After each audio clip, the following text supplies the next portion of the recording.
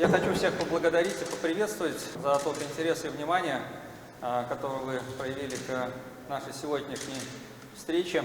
Встречи связаны с очень такой темой, которая, наверное, связана с историей города, судьба которой сделала ее, может быть, не такой известной, но на самом деле это очень важная история не только в судьбе этого поселения, но и в истории России, в истории народов Поволжья, оказавшая огромное влияние на развитие и формирование в последующем и государственного устройства Улусу-Джучи, Золотой Орды периода хана Узбек. Я, с вашего разрешения, присяду. У нас основная презентация будет в экспозиции. Я чуть-чуть о ней сейчас скажу, потому что экспозиция – это выставка, которая как раз построена на археологии Наравчата и показывает результаты исследований, которые проводились почти последние 100 лет. Говоря об этом городе, он присутствовал в письменных источниках, его упоминали. Локализация его расположения была неизвестна, и он оставался таким таинственным городом, который историки через запятую, как в числе многих городов, упоминали. И поэтому он не представлен в описании истории и России, и истории Улусу-Джучи. Поэтому он появился на свет как место, как объект исследования благодаря археологическим исследованиям, археологическим работам. И здесь надо сказать несколько слов об истории начала изучения этого города. Оно связано с замечательным подвижником, ученым, исследователем, который был из Саратова, работал в Пензе. После революции, когда многие творческие люди, вдохновленные революцией, увлекались изучением истории края. Это было очень мощное такое движение, которое позволило создать очень важные и значимые исследовательские объединения людей, и позволившие начать работы в числе таких исследователей. Например, можно назвать, которые появились в рамках этого подъема. Это Балат, который занимался исследованием нового и старого сарая, его известная работа «Волжские Помпеи». Это работы, которые протекали в Казани, это работы Худякова Михаила Григорьевича. И во многих городах вот в этот период мы видим такой подъем. И здесь, говоря о Наравчате, надо отметить, что на него еще обратили исследователи Казанского университета в начале XIX века, когда на монетах, на некоторых отдельных, встречалось начекан место производства монет Нарачать. Он был известен по письменным источникам, и одно из населенных пунктов на территории России получил название Наравчат. Такой город есть в Пензенской области, недалеко от границы с Мордовией. Но увязать его с древним городом и определить местоположение оставалось открытым. И вот во время Первой мировой войны, удивительный такой факт, один из местных, находящихся в госпитале солдат, обратил внимание на материалы, которые были получены местными жителями в ходе работы в огородах, в ходе земляных работ. Он сталкивался с археологическими работами. Этот человек, когда жил в Саратове и участвовал в работах на территории Укека. И собранные материалы он отправил в Пензу. В результате это вызвало большой интерес в работах, связанных, которые проводил исследователь Самас Кротов по анализу монетного чекана, который происходил из этого места, по многочисленным находкам. Он предположил, что здесь находится Золотоордынский город. На это указывали многочисленные остатки кирпичных изделий, на это указывали остатки металлургических производства, продукции. И надо сказать, что Кротов смог не только выделить этот материал, но он, опять же, тот подъем, который переживал в России творческие люди, интересующие своим краем, смог общими усилиями на небольшие средства организовать работы на территории, где были найдены эти предметы. Его поддержали местные краеведы из города Наравчат. И в результате проведенных небольших для своего времени работ в течение 2-3 сезонов был получен материал. И на основе этого материала Кротов пришел к очень важным выводам.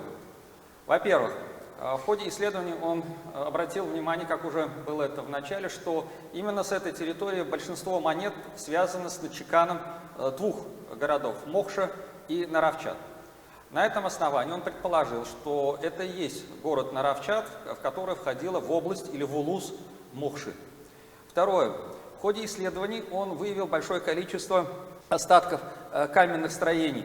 Это мечети, мавзолеи, бани, торговые постройки. К сожалению, тогда им было исследовано только несколько объектов. В частности, им были собраны материалы каменной архитектуры от соборной мечети, которая располагалась в Наравчате, что указывало на значительную роль и место этого города в прошлом. Каменные детали характеризовались большой, хорошей обработкой, детальной резьбой, вы их увидите в экспозиции. Сейчас эти предметы хранятся в 3 музеях. Часть в самом Наравчате, часть в Пензе и часть в Саратовском музее. Сейчас вот идет работа по подготовке публикации этих каменных деталей от этой постройки. При этом были исследованы еще ряд каменных построек, было исследованы кирпичные здания, каменные здания. Получен очень интересный материал о богатом декоре фасада в виде поливных изразцов, которые были найдены в раскопе. И эти материалы позволили им подготовить работу. К сожалению, работа при жизни не была опубликована. Только в этом году вот, совместными усилиями с Наравчатским музеем и Татарским общественным центром в Пензе работа рукописная была оцифрована, сделан макет, и вышла книга, написанная Кротом еще в 40-е годы 20 века. Она как раз суммирует тот материал, который был накоплен. Конечно, работы, которые он начал, они обратили внимание на этот город, его вклад занял достойное место, но исследования на долгие годы в последующем прервались. И только 80-е, 90-е годы, благодаря работам таких исследователей, как Алихова, Зеленеев, Белорыбкин, работы возобновились, и их результаты подтвердили те выводы, которые были сделаны в свое время Кротовым на материалах предшествующих исследований, и позволили Наравчат включить в понимание как крупного исторического города эпохи Улусу-Джучи Золотой Орды. Что же собой представлял этот город и как он возник? Наравчат известен, и его появление с таким именем относится к периоду правления хана Узбека. Хан Узбек, придя в начале XIV века, в 1312 году к власти, происходя из рода Джучи, из сына Чингисхана, был воспитан в детстве в Хорезме. Хорезм – это один из центров мусульманской культуры, и он был очень привязан к этим религиозным воззрениям, к мусульманской культуре. И придя к власти, он начал большую программу по реформированию Улусу-Джучи. Он начал реализовать крупные проекты по развитию и строительству городов, развитию торговли. В этот период строятся огромные города, производственные центры. Это Сарай-аль-Махруса, Сарай-аль-Джадид. На Нижней Волге и в целом по Поволжью возникают сотни городов, поселений. Высокого уровня развивается сельское хозяйство. В степной зоне в этот период устанавливается спокойное, стабильное развитие, широко развивается земледелие. Практически в этот период осваиваются черноземные зоны, которые в последующем будут осваиваться только к XVIII веку, после большого перерыва, который произойдет после распада Золотой Орды. И этот период он характеризуется вот именно теми реформами, которые проводил хан Узбек. При этом надо отметить, он вносит очень серьезные изменения и в правовую основу Золотоордынского государства Улусу-Джучи. Он вносит изменения в основу Монгольской империи, которая лежала в основе ее создания, в основе концепции справедливости, единства, культурного многообразия, которая закладывалась в Еси. Это равенство, это концепция, связанная равенство в религиозном отношении между различными религиями и невозможности верховенства какой-либо веры над другой, и задачу власти именно поддержания стабильности развития хозяйственной жизни, стабильности развития социума и, безусловно, и религиозных отношений. Хан Узбек официальной и государственной религией провозглашает ислам. Это становится очень серьезным противостоянием его предшествующим элитам, которые были традиционно в своем представлении ориентированы на яссу и исходили из концепции, которая определила сложение и формирование Монгольской империи. Это приводит очень к сильному противостоянию в основных столичных центрах Золотой Орды. И как это часто бывает, когда правитель проводит реформы, у него наступает противостояние с правящими элитами, он переносит столицу, чтобы уйти от того политического центра, где сконцентрировалась та политическая элита, которая может ему противостоять. Таких примеров очень много. Это связано с переносом, даже вот столица Петром из Москвы в Петербург, тоже один из тех примеров. И таких примеров много в истории. В этот период он своим столичным центром, он провозглашает ислам в 1321 году, и своим столичным центром он делает Наравчат. Что было на этом месте до возникновения этого города? К сожалению, на сегодняшний день археологических работ на Наравчате недостаточно пока. Мы не можем однозначно сказать, было ли на этом месте какое-либо поселение. Предшествующие исследования показывают, что город формируется только в период Золотой Орды и с периодом хана Узбека. Но в работах наших пензенских коллег, небольших работах, есть и материалы, которые указывают, что, возможно, там было небольшое поселение, которое предшествовало монгольскому завоеванию этой территории до начала XIII века. Конечно, это задача будущих исследований, я однозначно не могу это утверждать, но хан Узбек проводит очень значительную, серьезную работу по строительству этого города. В чем это выражается? Во-первых, он строит огромную, большую каменную соборную мечеть. Здание по своим объемам, по габаритам, ну, если сравнивать, можно сопоставить с соборной мечетью в Болгаре. Это соборная мечеть Болгаре, это здание 40 на 40 метров.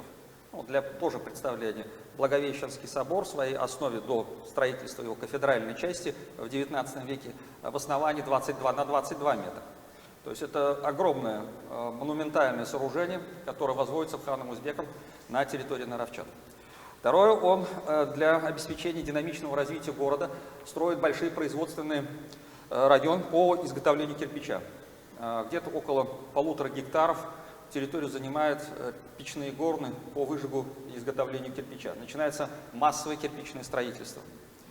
Возводятся бани, возводятся небольшие мечети, дома состоятельных людей. Город приобретает планировочную структуру. И как большинство золотоордынских городов, оно не имело укреплений.